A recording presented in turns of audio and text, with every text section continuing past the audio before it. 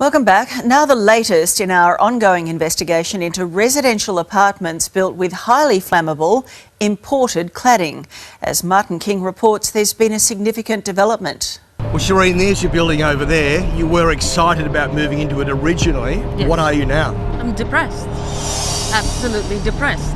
I hate coming back to it every day. Did you actually hope to make money out of it eventually one day? Well, eventually, yes. You'd expect all property prices to go up, but not down 100,000. First, there was the shock of the fire. Now, there's the aftershock. Still stunned apartment owners hit with a multi-million-dollar order to replace illegal cladding encasing their building. I'm gutted. I'm shocked. It was bad enough, says Shireen Bungar, that her apartment tower went up in flames, caused by a cigarette and highly flammable, non-compliant Chinese cladding. But this, an order from Melbourne City Council making apartment owners responsible for someone else's mistake, really burns her up. Exactly. It was the fire that should never have happened, and it happened because of epic regulatory failure, confusing building regulations, and governments asleep at the wheel.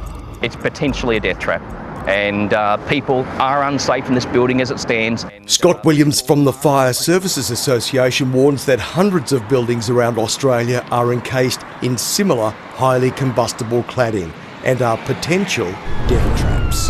What's the process here? Who says it's okay for these people to move into this building, these residents? So the final is the actual building surveyor who makes the recommendation. They make that recommendation to the council, and ultimately, obviously, it's the council which has to give the permit to occupy this building. Who checks?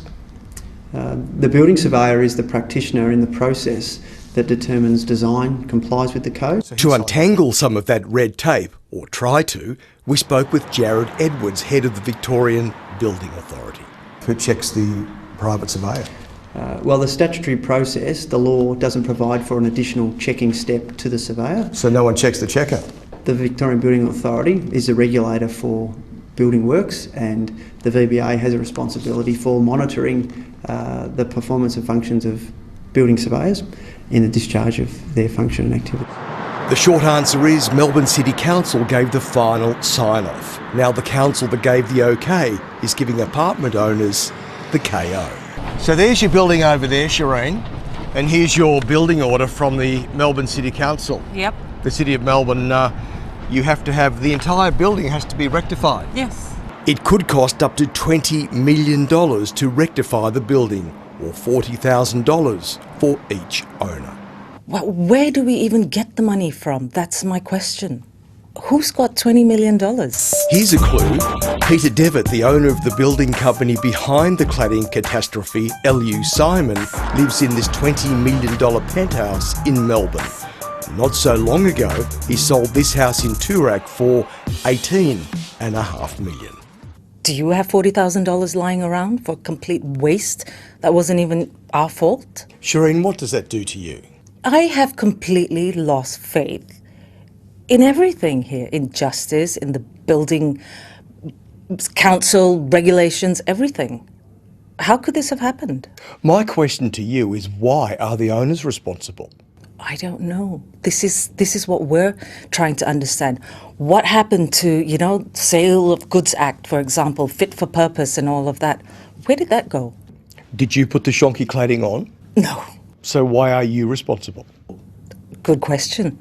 So somebody needs to answer this. Who should be paying? Well, the builder, of course. Now, with the likelihood she may have to fork out up to $40,000 for repairs plus legal costs, this lacrosse owner is very, very cross indeed. So you're up for a blue?